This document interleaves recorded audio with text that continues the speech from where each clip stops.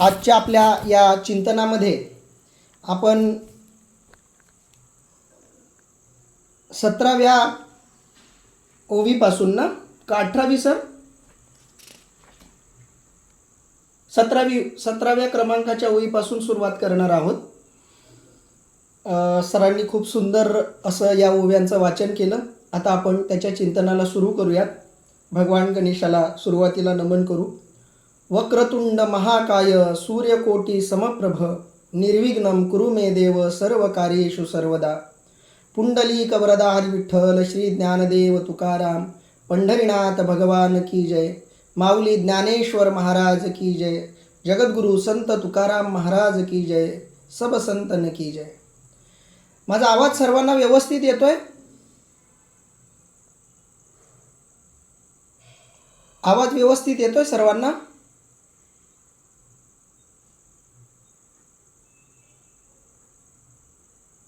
माझा आवाज येतोय का? कोणीतरी एक जण कळवा. सर येतोय. येतोय. ओके ओके ओके ओके छान. आपण कालपर्यंत जे चिंतन केलं त्या चिंतनामध्ये आपण भगवान श्री गणेशाच्या सोंडेचं वर्णन, गंडस्थळांचं वर्णन इथपर्यंत आपण ते बघितलेलं होतं. आणि पुढं आपण बघणार आहोत ज्याच्यामध्ये माऊली वर्णन करतायत.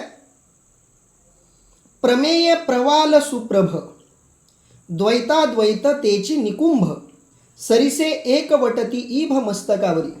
अर्थात ज्या भगवंताचं आपण आता वर्णन करत आहोत त्यामधील सिद्धांत हीच सतेज पोवळ्यांच्या ठिकाणी मुकुटावरील शोभणारी सुगंधी फुले म्हणजे ज्ञान मकरंदाने परिपूर्ण असलेली दशोपनिषदे आहेत. भगवान श्री गणेशाच्या मस्तकावरती जी फुलं ठेवलेली आहेत तीच जणू काही उपनिषद आहेत. अशा प्रकारचं वर्णन इथं माऊली करताना दिसत आहेत. आणि भगवंताच्या मुकुटावर ठेवलेली ही सुगंधी फुलं आहेत. बघा, प्रत्येक शब्द आपण विचारात घेत घेत पुढे जाणार आहोत. गंडस्थळांच्या मुकुटावर ठेवलेली ती फुलं आहेत आणि ती फुलं सुगंधी अशा स्वरूपाची आहेत. आणि तो सुगंध कशाचा आहे तर ज्ञान मकरंदाचा आहे. आणि तो ज्ञान मकरंदानं परिपूर्ण असलेला जो फुलांचा भाग आहे तो कसा आहे तर परिपूर्ण आहे. असं दशोपनिषदांचं वर्णन माऊली करतायत. आपण या फुलांना नीटपणे समजून घेतलं पाहिजे. आपण जेव्हा एखादं फूल आपल्या डोळ्यासमोर आणतो तेव्हा त्या फुलांमध्ये आपल्याला कोणकोणत्या गोष्टी जाणवतात. फुलाची परिपूर्णता कशामध्ये असते तर पहिली गोष्ट त्या फुलाच्या आकारामध्ये एक त्याची परिपूर्णता सामावलेली असते. दुसरी त्याच्या सौंदर्यामध्ये आणि त्याच्या सुगंधामध्ये त्याची परिपूर्णता सामावलेली असते. भगवंताच्या ठिकाणी भगवान श्री गणेशाच्या मस्तकावरती दशोपनिषद ठेवलेली आहेत. जी मुख्य उपनिषदांची चर्चा आपण करतो त्या उपनिषदांना इथं फुलांची उपमा माऊलींनी दिलेली आहे. आता मी तुमच्यापुढं प्रवचन करताना माझ्यासमोर आपल्या भारतीय दर्शनशास्त्रातली जवळपास 49 उपनिषदं आहेत. त्या उपनिषदांमधली जी महत्त्वाची उपनिषदं आहेत त्या सगळ्या उपनिषदांमध्ये ज्यांचं वर्णन केलं गेलं आहे तो वर्णनाचा विषयसुद्धा शेवटी परमात्माचा आहे, परमेश्वरच आहे. आणि त्याच्यामधला सुगंध काय आहे तर ज्ञान हा त्याच्यामध्ये असलेला सुगंध आहे. ग्रंथाला महत्त्व तेव्हाच जेव्हा त्या ग्रंथामध्ये काहीतरी ज्ञान देण्याची ताकद असते. ज्ञान देण्याची ताकद नसलेला ग्रंथ हा प्रभावदृष्ट्या शून्य ठरतो. म्हणून ग्रंथ त्याला म्हणतात ज्या ग्रंथामध्ये ज्ञान दान करण्याची क्षमता असते. नाहीतर पुस्तक वेगळं आणि ग्रंथ वेगळा. ग्रंथ आपण त्याला म्हणतो जो आपल्या मनातल्या ज्या ग्रंथी आहेत, गाठी आहेत त्यांची जो उकल करतो त्याला आपण ग्रंथ म्हणतो. काही ग्रंथ असेही असतात की जे उलट मनातल्या गाठी वाढवतात. आता त्यांना ग्रंथ कसं म्हणता येईल तर नाही. ग्रंथ शब्दाचा अर्थ आहे मनातल्या गाठी, संशयाच्या गाठी, संभ्रमाच्या गाठी जिथं गेल्यानंतर सुटतात. संदेहाच्या सुटल्या गाठी झालो पोटी शीतळ, असं तुकोबाराय म्हणतायत. असा अनुभव ज्यांच्या सहवासात येतो त्यांना आपण ग्रंथ म्हणावं. दशोपनिषदांना आपण ग्रंथ ही उपमा देतो याकरता की या उपनिषदांनी काय केलं, वेदांमध्ये जो सार सांगितला तो सार वेदांतामध्ये आला. वेदांतामध्ये जे सांगण्यात आलं ते सर्वांनाच समजेल अशा रूपामध्ये सांगावं या दृष्टीनं खऱ्या अर्थानं उपनिषदांची निर्मिती झालेली आहे. आणि हे उपनिषद जे आहेत ही उपनिषदच भगवान श्री गणेशाच्या मस्तकावरती शोभायमान झालेली फुलं आहेत. कारण ही फुलं ज्ञान देण्याचं काम करतात. ज्ञान कोणतं, तर आपण ज्ञान शब्द जेव्हा जेव्हा वापरतो तेव्हा तेव्हा आत्मज्ञान असाच शब्द आपल्याला तिथं अभिप्रेत असतो. आणि म्हणून माऊली इथं म्हणतायत त्या भगवान श्री गणेशाच्या गंडस्थळाच्या मुकुटावरील शोभणारी सुगंधी फुले म्हणजे ज्ञान मकरंदाने परिपूर्ण असलेली दशोपनिषदे आहेत. आणि या मूर्तीला केवळ सुंदर रूपच द्यायचं काम या फुलांनी केलं नाही, तर सुगंध देण्याचं सुद्धा काम या फुलांनी केलं. कारण ईश्वराला परिपूर्णता केवळ संतांमुळं आणि संतांच्या वचनामुळं येत असते. तुकोबाराय सुद्धा एके ठिकाणी देवाला बोलताना म्हणतायत, आमुचिया लागी तुझं देवपण, तुला देवपण फक्त आमच्यामुळं आहे, नाहीतर तुला कुणी देवपण म्हटलं नसतं. कारण ईश्वर आहे हे सांगणारा कुणीतरी हवा असतो. इथं पुन्हा मार्केटिंग मॅनेजमेंट वगैरे विषय येतात. एखादी गोष्ट तुम्ही निर्माण केली पण ती निर्माण केलेली किंवा अस्तित्वात असलेली गोष्ट अस्तित्वात आहे, तिचं असं असं स्वरूप आहे, तिचा असा असा फायदा आहे, अशी गोष्ट जोपर्यंत बाहेर आपण सांगणार नाही तोपर्यंत त्या गोष्टीला कोणत्याही प्रकारचं महत्त्व असणार नाही. मार्केटिंग खूप महत्त्वाची आहे. आध्यात्मिक क्षेत्रामध्ये सुद्धा मार्केटिंग गरजेची आहे. तुकोबाराय म्हणताय, देवा आम्ही तुझं मार्केटिंग सांभाळणारी माणसं आहोत. भगवान परमात्मा हे एक अस्तित्व आहे आणि ह्या अस्तित्वाला अस्तित्व प्रदान करण्याची ताकद किंवा या अस्तित्वाला सर्वांपर्यंत पोहोचवण्याची ताकद आमच्या संतांमध्ये आहे आणि ते कार्य संतांनी केले. मग संतांनी हे कार्य कशाच्या आधारावर केले, तर ग्रंथांच्या आधारावर केले. आज तुकोबाराय दैहिकदृष्ट्या आपल्यामध्ये नाहीत, ज्ञानोबाराय दैहिकदृष्ट्या आपल्यामध्ये नाहीत, पण आत्मिकदृष्ट्या ते आपल्यामध्ये आहेत. त्यांच्या ग्रंथांच्या रूपाने ते आपल्यामध्ये आहेत. कारण संतांचे ग्रंथ हे संतांचं चिरकाल रूप असतं, शब्दरूप असतात. आणि संतांचं शब्दरूप म्हणजे त्यांचे ग्रंथ. तसंच ऋषीमुनींचे शब्दरूप अस्तित्व ऋषीमुनींचं म्हणजेच दशोपनिषद म्हणजेच उपनिषद. आणि या उपनिषदांनी काय केलं, तर भगवंताचं अस्तित्व लोकांपर्यंत पोहोचवलं. जसं एखादं फूल आहे, त्या फुलाचं अस्तित्व सगळ्यांकडपर्यंत पोहोचवणारा त्याचा सुगंध असतो. सुगंध आहे म्हणून फुलाला महत्त्व आहे. जर सुगंध नसेल तर फुलाला काहीही महत्त्व नाही. तसे तर प्लास्टिकची फुलं तर आज बाजारात सहज मिळतात आणि ही फुलं खऱ्या फुलापेक्षा जास्त सुंदर दिसतात, जास्त चमकतात, जास्त काळ टिकतात. परंतु त्या फुलांना दिसण्याच्या पलीकडे अस्तित्व नसतं. का, तर त्या फुलांचं खरं महत्त्व, खरं अस्तित्व, खरं वास्तव, खरी सत्यता सुगंधामुळं असते. आणि भगवंताचा सुगंध म्हणजे संतांचे ग्रंथ, संतांचा विचार हा भगवंताचा सुगंध आहे. कारण भगवंत कसा आहे हे संतांनी जगाला सांगितलं. आनंद अद्वैत नित्य निरामय जे का निज ध्यान योगियाचे ते हे परब्रह्म उभे विटेवरी, असं संतांनी सांगितल्यावर आपल्याला कळलं की विटेवरती उभा असलेला हा विठ्ठल म्हणजे कोणता सामान्य मूर्ती नाही, हा दगड नाही, आनंद रूप, अद्वैत रूप, नित्य स्वरूप असलेला निरामय अशा स्वरूपाचा परब्रह्म रूप असा तो पांडुरंग परमात्मा आहे. अवताराच्या राशी तो हा उभा विटेवरी असं संतांनी सांगावं, तेव्हा आपल्याला कळतं विठ्ठलाचं महत्त्व.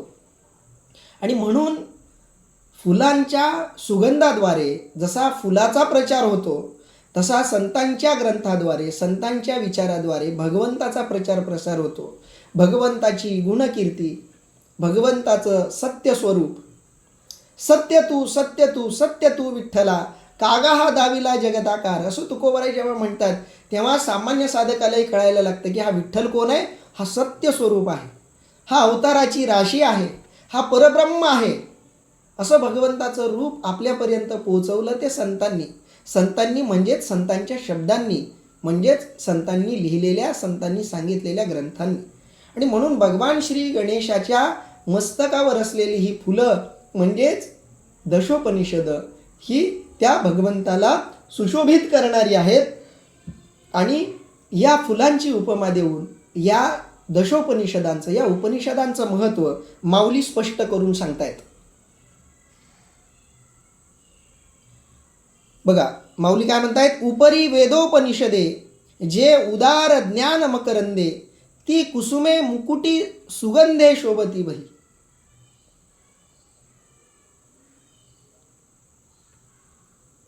आणि ती भगवंताच्या मस्तकावरती सुंदर अशा पद्धतीनं शोभायमान झालेली आहेत.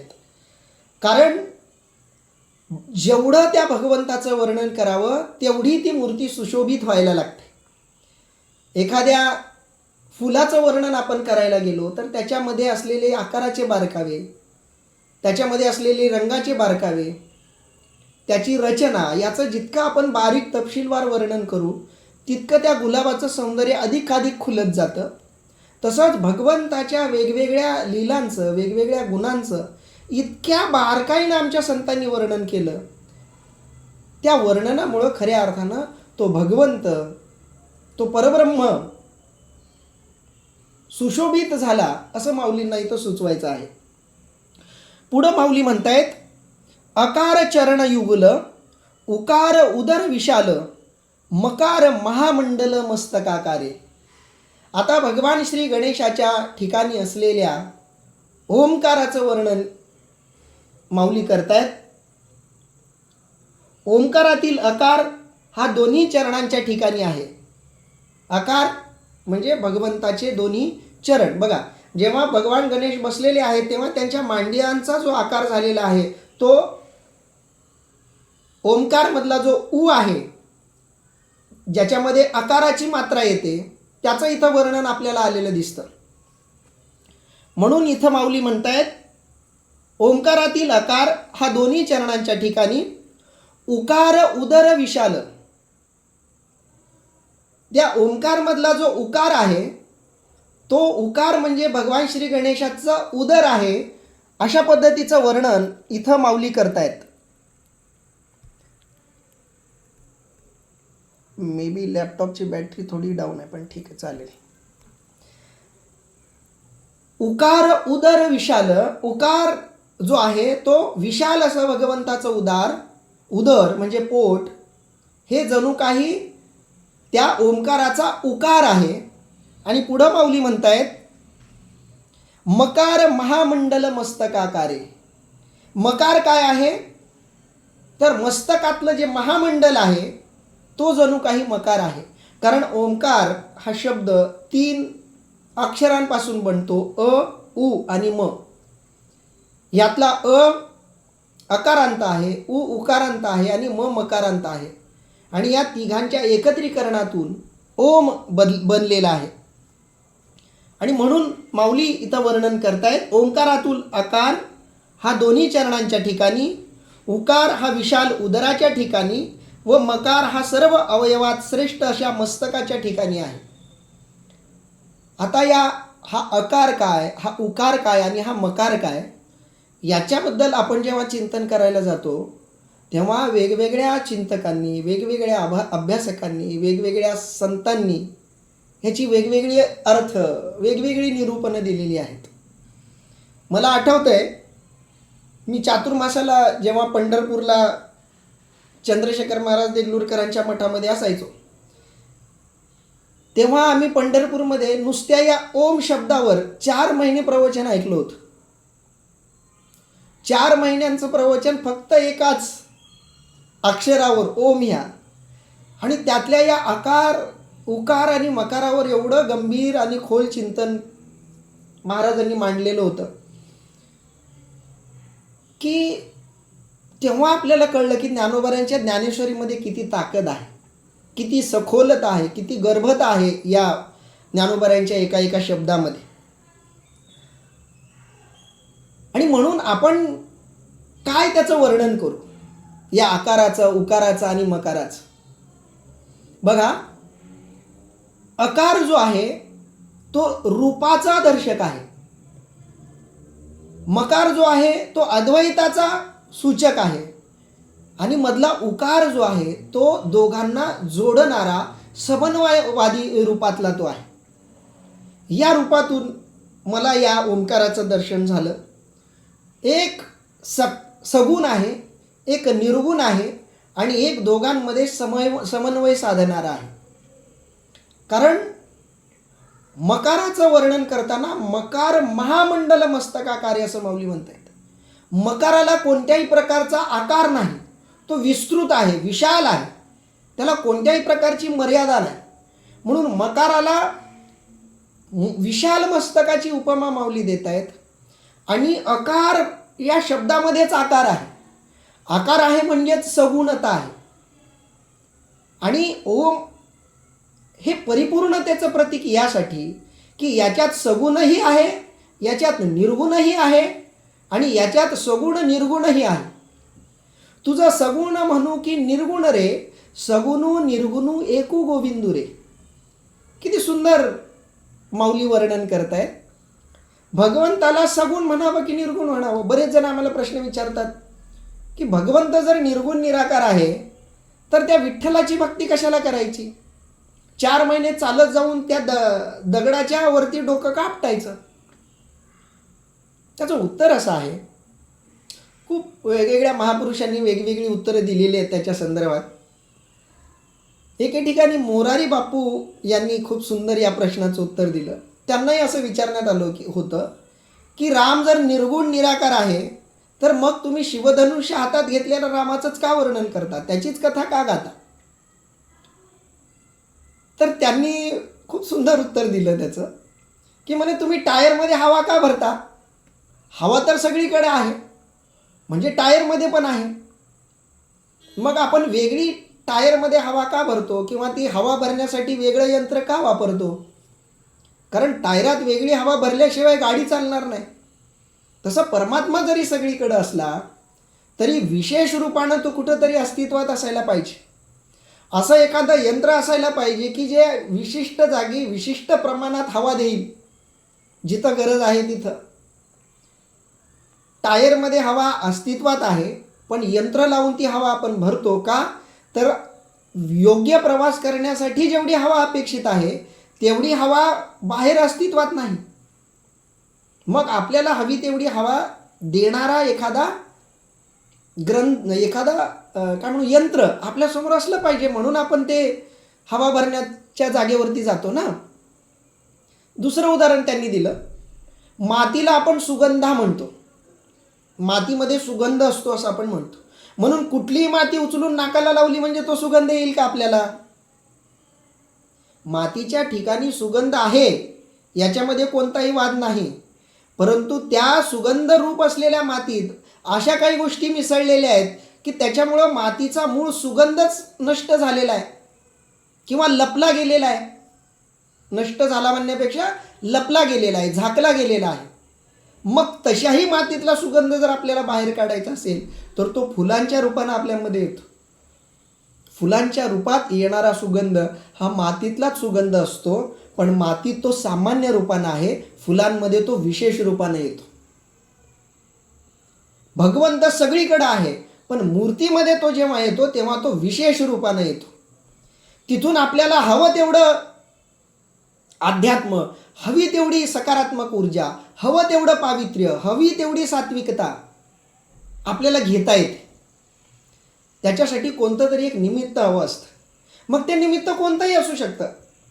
वारकरी संप्रदाय तर असं सांगतो की केवळ विठ्ठलाचीच भक्ती करा असं नाही, जगातल्या कोणत्याही देवाची भक्ती करा, कारण सगळेजण एकच आहेत. या बाबतीत कोणत्याही प्रकारचा वाद नाही. तुम्ही दत्तात्रेयाचं भजन करा, तुम्ही विठ्ठलाचं करा, तुम्ही रामाचं करा, तुम्ही कृष्णाचं करा, तुम्ही अल्लाचं करा, तुम्ही येशूचं करा.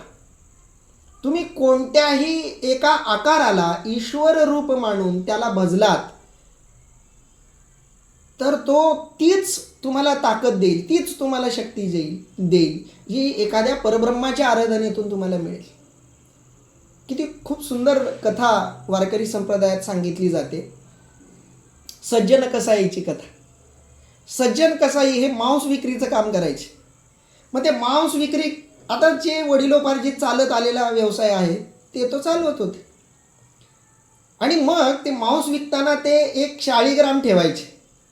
आणि त्या शाळीग्रामाचं वैशिष्ट्य असं होतं की समोरचा माणूस जेवढ्या वजनाचं मांस मागायचा तेवढं वजन ते शाळीग्राम धारण करायचं. म्हणून एकाच शाळीग्रामावर ते सगळ्या ग्राहकाला मांस विक्री करायचे, मांस वाटप करायचे. अशी ती खूप सुंदर कथा. मग एका ब्राह्मणाला ती गोष्ट खटकली की एवढा पवित्र असा शालिग्राम आणि हा मांस विक्रीसाठी वापरतोय, तर त्यांनी तो शालिग्राम मागून घेतला. सज्जन कसाई म्हणाले, ठीक आहे, तुमचंही बरोबर आहे, माझ्यासारख्या पाप्याच्या घरी शालिग्राम ठेवण्यापेक्षा तुम्ही घेऊन जा. आणि ते शालिग्राम घरी घेऊन गेले. कथा असं सांगते की त्या ब्राह्मण बुवांच्या छातीवरच शालिग्राम बसला आणि त्या शालिग्रामानं सांगितलं की तुझ्या या देवघरापेक्षा मला त्या सज्जन कसाईच्या घरात जास्त आनंद, जास्त समाधान मिळतं, मला तू तिथं परत घेऊन जा. आणि मग ते ब्राह्मण देव ते घेऊन शाळीग्राम गेले त्यांच्या घरी आणि त्यांची माफी मागितली की मला माफ करा, मी चुकलो. मला या शाळीग्रामानंच स्वप्नात येऊन दृष्टांत दिला की तो तुमच्याकडे जास्त आनंदी आणि समाधानी आहे. ही कथा आपल्याला एक गोष्ट सुचवते. ती गोष्ट ही की तुम्ही भावना कशी समजता त्या भावनेचं तुम्हाला फळ मिळणार आहे. तुम्ही ती भावना कशावर ठेवली हे महत्त्वाचं नाही, कोणत्या आकारावर ठेवली हे महत्त्वाचं नाही, पण आकार तितकाच महत्त्वाचा आहे ही गोष्ट विसरता कामा नये. कारण जो आकार विसरला तो निराकारापर्यंत कधीच पोहोचत नाही. निराकारापर्यंत पोहोचण्याचा मार्ग आकार आहे. बघा, मुलं परीक्षेत पास होतात, त्याच्यासाठी अभ्यास करावा लागतो. अभ्यास केल्यावर परीक्षा द्यायला लागते. परीक्षा दिली म्हणून तो हुशार होतो का? नाही, तो अभ्यास केल्यामुळे हुशार होतो. पण परीक्षा कशासाठी ठेवली?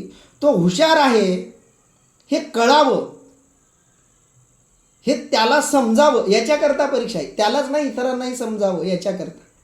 तसा तो निर्गुण निराकार परब्रह्म आहे, पण त्याच्याकडे जायचा कोणता तरी एक मार्ग हवा.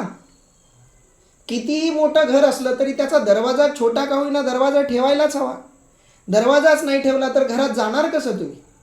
आकार हा प्रवेशाचा मार्ग आहे, निराकार हे ध्येय आहे आणि उकार म्हणजे साधना आहे.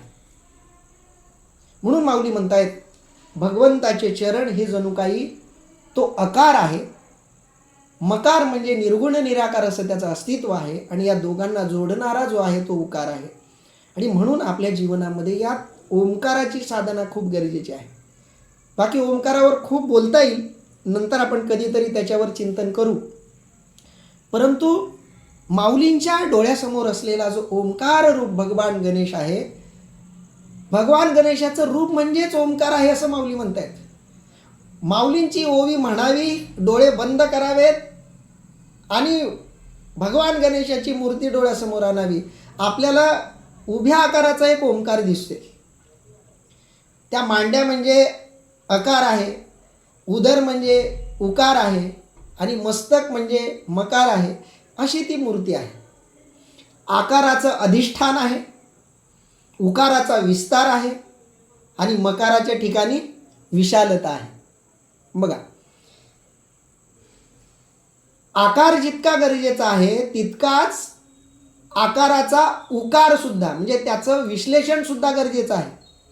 नाहीतर अध्यात्मामध्ये सगळ्यात मोठी शंका जी असते ती हीच शंका आहे, ईश्वराला सगुण मानायचं की निर्गुण मानायचं, रामाला सगुण मानायचं की निर्गुण मानायचं, तुमचा विठ्ठल सगुण आहे की निर्गुण आहे. याची सगळी उत्तरं आमच्या संतांनी दिली आणि सोपं उत्तर आहे. आमचा विठ्ठल सगुणही आहे, निर्गुणही आहे आणि सगुण निर्गुणातीत सुद्धा आहे. म्हणाल तर सगुण आहे, म्हणाल तर सगुण नाही, म्हणाल तर निर्गुण आहे, म्हणाल तर निर्गुणही नाही आणि म्हणाल तर सगुण निर्गुण दोन्ही आहे आणि म्हणाल तर सगुण निर्गुण दोन्ही नाही. त्याचं वर्णनात कोणताही एक शब्द कधीच परिपूर्ण बसणार नाही. आणि या सगळ्या प्रश्नाची उत्तरं उकारामध्ये आहेत. उकार म्हणजे विश्लेषण, उकार म्हणजे विस्तार, उकार म्हणजे स्पष्टीकरण, उकार म्हणजे विश्लेषण, आकाराचंही आणि मकाराचंही, निर्गुणाचंही विश्लेषण आणि आकाराचंही विश्लेषण. आणि म्हणून उकाराची गरज आहे. साधना म्हणजे उकार, आराधना म्हणजे उकार. आणि म्हणून माऊली म्हणतायत, आकार चरण युगुल, उकार उदर विशाल, मकार महामंडल मस्तकाकारे. आता पुढं माऊली खूप सुंदर वर्णन करतायत. हे तिन्ही एकवटले, ते तशब्द ब्रह्म कवळले, ते मिया श्री गुरु कृपा नमिले आदी बीज. आता माऊली आपल्या मूळ विश्लेषणाकडे येत आहेत. ज्ञानेश्वरीची आराधना सुरू झाल्यापासून बऱ्याच साधकांच्या मनात हा प्रश्न निर्माण झाला असेल की ज्ञानेश्वरी तर आपण सुरू केली, पण अजून माऊलींचा शब्द काय ज्ञानेश्वरीशी निगडीत काही येईच ना. गीतेवर अजून काही माऊली गीतेकडे वळतच नाही आहेत. कारण गीतेचं सगळं तत्त्वज्ञान कळण्यासाठी ही पार्श्वभूमी समजणं खूप गरजेचं आहे. आणि म्हणून आपण त्या ओव्यांचा थोडा अधिक विस्ताराने विचार करतोय. माऊली पुढं म्हणतायत, आकार, उकार आणि मकार या तिन्ही गोष्टी एकवटलेल्या आहेत. आकार, उकार व मकार हे ज्या वेळेस एकत्र होतात त्यावेळेस त्यात शब्दब्रह्माचा, वेदाचा समावेश होऊन ओंकार बनतो. त्या ओंकार रूप आदिबीजाला मी श्री गुरु निवृत्तीनाथांच्या कृपेने नमस्कार करतो. या तिन्ही गोष्टी जिथे एकत्र येतात, सगुणता, निर्गुणता आणि त्या दोघांचं वर्णन जिथं एकत्र येतं. बघा, अद्वैत शब्दाचा अर्थ पुन्हा एकदा आपल्याला इथं मदतीला घेता येतो. सगुणता, निर्गुणता आणि या दोघांचं विश्लेषण, यांच्यामधला जो समन्वय आहे तो समन्वय संतांनी सांगितला. बघा, आपण नेहमी त्रिपुटीचं चिंतन करतो. अध्यात्मामध्ये त्रिपुटी खूप महत्त्वाची आहे. त्रिपुटी काय आहे? वेगवेगळ्या संदर्भावरून आपल्याला ही त्रिपुटी सांगता येते. आपण आहाराचं उदाहरण घेऊन त्रिपुटी समजून घेऊयात.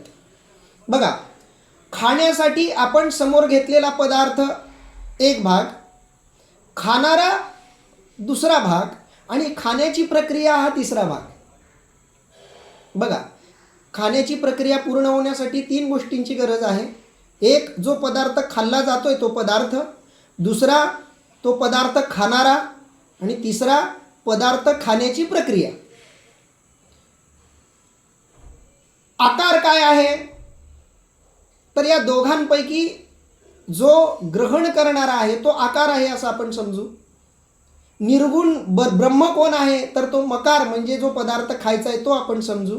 आणि ही खाण्याची प्रक्रिया म्हणजे आराधना. माऊली म्हणतायत, अद्वैत कुठं आहे, निर्गुणता कुठं आहे, किंवा अंतिम अवस्था कुठं आहे? तर जिथं हे तिन्ही एकवटतात.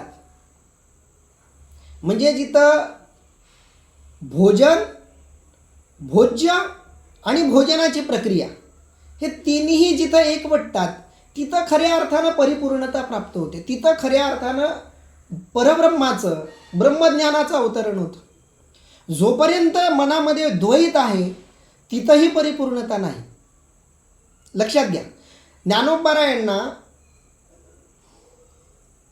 नामदेव महाराजांना जेव्हा कच्चं ठरवण्यात आलं मुक्ताबाईंकडून, तेव्हा नामदेव महाराजांना विठ्ठल परब्रह्म रूप आहे माहिती होतं, विठ्ठल निर्गुण रूप आहे हे माहीत होतं. पण माहीत असल्याचा अहंकारही जिवंत होता. म्हणजे आकारातला अकार जिवंत होता, त्याचं अस्तित्व जिवंत होतं. आकाराचा अहंकार जिवंत होता, जाणणाऱ्याचा अहंकार जिवंत होता. आणि म्हणून त्यांना कच्चं ठरवण्यात आलं होतं. आणि ही कच्ची अवस्था विसोबा खेचरांच्या सहवासात गेल्यावर आपोआप नष्ट झाली. ही कथा आपल्याला हे सुचवते की आकार आहे याचंही ज्ञान संपलं पाहिजे. निर्गुण निराकार जे आहे ते निर्गुण निराकार आहे याची जाणीवही संपली पाहिजे. जाणीव नेणीव जिथं संपते तिथं परिपूर्णता येते. कारण जाणीव नेणीव भगवंती नाही, हरी उच्चारणी पाही मोक्ष सदा. माऊली वर्णन करतायत, जाणीवही नको आणि नेणीवही नको. हे आहे ही जाणीव आहे, हे नाही ही नेणीव आहे, आणि हे आहे आणि नाही याच्या पलीकडं खऱ्या अर्थानं परिपूर्णता आहे. आणि म्हणून माऊली म्हणतायत हे तिन्ही एकवटले, सगुण ज्ञान, निर्गुणाचं ज्ञान आणि या तिघांच्या एकत्रीकरणातून तयार झालेली परिपूर्णता. माऊली म्हणतायत हे तिन्ही एकवटले ते तशब्द ब्रह्म कवळले. कवळलेसाठी खूप सुंदर शब्द इथं वापरलेला आहे. कवळले म्हणजे एक झाले, एकमेकांमध्ये समाविष्ट झाले, याच्याच अर्थाने कवळले शब्द माऊलींनी वापरला. खरं तर आत्ताच्या अलीकडच्या क्रियापदांमध्ये कवळले हे व्याकरणात म्हणजे क्रियापद बरंचसं कमी झालं आहे, वापरलं जात नाही तितकंसं, पण खूप सुंदर शब्द माऊलींनी वापरला. मिसळले नाही, कवळले. मिसळल्यावर सुद्धा मिसळलेल्या वस्तूंचं अस्तित्व शिल्लक राहतं. तुम्ही दुधात पाणी मिसळलं तर लगे कळतं की दुधात पाणी मिसळलंय, म्हणून त्याला मिसळणं म्हणतो आपण. कवळणं पुन्हा वेगळा शब्द आहे. कवळणं शब्द माऊलींनी याच्यासाठी वापरला आहे की जिथं मिश्रण झाल्यानंतर कोणत्याही अस्तित्वाचं रूप शिल्लक राहत नाही, कोणत्याही अस्तित्वाच्या खुणा शिल्लक राहत नाहीत, या अर्थानं माऊलींनी हे क्रियापद वापरलं आहे. हे तिन्ही एकवटले ते तर शब्द ब्रह्म कवळले, आणि तिथं शब्द रूप ब्रह्म म्हणजे समोर आलं. ते मिया श्री गुरु कृपा नमिले आदी बीज, आणि ते आदी बीज आहे. पुन्हा माऊलींनी शब्द वापरला आहे आदी बीज. मी मागं आपण ह्याच्याबद्दल बोललोय आदी बीजावर, की या सगळ्या सृष्टीची निर्मिती कोणत्या तरी एका कणापासून झाली असं विज्ञान म्हणतं. त्याला विज्ञानानं गॉड पार्टिकल असं नाव दिलं, दैविकन असं नाव दिलं, त्यालाच आध्यात्मिक संतांनी ओम असं नाव दिलं, आणि त्या ओमनंच सगळं विश्व, सगळं ब्रह्मांड निर्माण केलं आहे, आणि सगळं ब्रह्मांड त्याचंच नामस्मरण करतंय, त्याचंच चिंतन करतंय, अशी आध्यात्मिक संतांची भावना आहे. आणि ही भावना त्यांच्या अनुभवातून आलेली आहे, आणि म्हणून त्याला माऊली आदी बीज म्हणतात. आदी बीज शब्दाचा अर्थ काय? ज्याच्यापासून सगळं निर्माण झालं. तेव्हा कोठेच नव्हते काही, म्हणजे तेव्हा काहीच नव्हतं, तारांगण नव्हते, ब्रह्मांड नव्हतं, काहीच नव्हतं. तेव्हाही जे होतं त्याला आदिबीज म्हणायचं, आणि ते आदिबीज म्हणजे ओंकार. आणि माऊली म्हणतायत जेव्हा मला आकार, उकार आणि मकार या तिघांमधलं अद्वैत अनुभवायला आलं, तेव्हा माझ्यासमोर शब्दरूप ओंकार माझ्या समोर आला, आणि त्या शब्दरूप ओंकाराला मी नमस्कार करतो. कशाच्या आधारावर? शब्द खूप महत्त्वाचे आहेत. ते मिया श्री गुरु कृपा नमिले, श्री गुरुच्या कृपेमुळं मी त्यांना नमस्कार करू शकलो. बघा, नमस्कार ही आपल्याला वाटते तितकी सोपी गोष्ट नाही. नमस्कार करण्यासाठी सुद्धा एक अधिकार लागतो, नमस्काराची प्रक्रिया पूर्ण होण्यासाठी. माऊली म्हणतायत मी सद्गुरूच्या कृपेमुळं नमस्कार करण्याच्या पात्रतेचा झालो, लायक झालो. ती पात्रता मला कोणी दिली? निवृत्तीनाथांनी दिली. भगवंताचं स्वरूप कळायला, भगवंताचं रूप कळायला सद्गुरूचे आशीर्वाद लागतात. सद्गुरूच्या आशीर्वादाशिवाय, गुरुच्या मार्गदर्शनाशिवाय आपल्याला परमेश्वराचं दर्शन होत नाही. आणि आपल्या परमभाग्यानं ते दर्शन झालेलं असलं तरी ते खरं दर्शन ठरत नाही. परमेश्वराचं, भगवंताचं, ईश्वराचं खरं रूप दिसण्यासाठी आपल्याला गुरु असावा लागतो. दुर्योधनालाही कृष्ण दिसत होते. महाभारतात भगवान कृष्ण परमात्म्याला सगळेच जण बघत होते, पण सगळ्यांना भगवान कृष्ण परमात्म्याचं परमात्मा म्हणून दर्शन झालं का? ते दर्शन त्यांनाच झालं ज्यांच्याकडं सद्गुरू होते, गुरु होते, मार्गदर्शक होते, कुणीतरी सांगणारे होते. कुणीतरी सांगणारा भेटला की त्या भगवंताचं दर्शन होतं. खूप सुंदर कथा आहे महाभारतामध्ये, आठवली ओझरती म्हणून सांगतो, की वसुदेव आयुष्याच्या उत्तरार्धामध्ये खंत करतात की माझ्या कृष्णाचा उपदेश ऐकून अर्जुनाचा उद्धार झाला. सगळे त्याचं नाव घेतात, भीष्माचार्यही त्याच्या वर्णनात रमतात, सगळे रमतात. तो तर माझा मुलगा आहे ना, मग मला का त्याचं त्या रूपामध्ये दर्शन होत नाही? मला का तो अजूनही माझा मुलगाच वाटतो? मलाही माझ्या कृष्णामधल्या त्या परब्रह्माचं दर्शन घ्यायचं आहे. आणि ही खंत ते नारदांसमोर व्यक्त करतात. तेव्हा नारदजी म्हणतायत, तुम्ही जोपर्यंत कृष्णाला तुमचा मुलगा मानताय तोपर्यंत तुम्हाला त्याच्यातल्या परब्रह्माचं दर्शन कसं होईल? मी वसुदेव आहे, तो कृष्ण आहे, हे द्वैत जोपर्यंत बाजूला टाकून तुम्ही कृष्णाकडे बघणार नाही तोपर्यंत तुम्हाला कृष्णातल्या परब्रह्माचं दर्शन होणार नाही. आणि मग आयुष्याच्या शेवटी नारदांच्या उपदेशावरून, त्यांच्या सांगण्यावरून, त्या रूपातून त्यांनी कृष्णाला बघितलं वसुदेवांनी, आणि तेव्हा त्यांना कृष्ण रूपातल्या परब्रह्माचं दर्शन झालं. अशी खूप सुंदर कथा महाभारतामध्ये आलेली आहे. तुम्ही भगवंताच्या रूपाला बघू शकता, परंतु त्याला खरा नमस्कार तेव्हाच होईल, त्याचं खरं रूप तुम्हाला तेव्हाच समजेल जेव्हा त्याच्या रूपाबद्दल आपल्याला संत सांगतील, सद्गुरू सांगतील, गुरु सांगतील, आणि तेव्हा आपल्याला खऱ्या अर्थानं त्याचं दर्शन होईल. म्हणून माऊली म्हणतायत, ते मिया श्री गुरु कृपा नमिले आदी बीज, मी माझ्या सद्गुरूंच्या कृपेनं, सद्गुरूंच्या आशीर्वादानं त्या आदी बीज असलेल्या भगवान श्री गणेशाला म्हणजेच ओंकाराला नमन केलेलं आहे.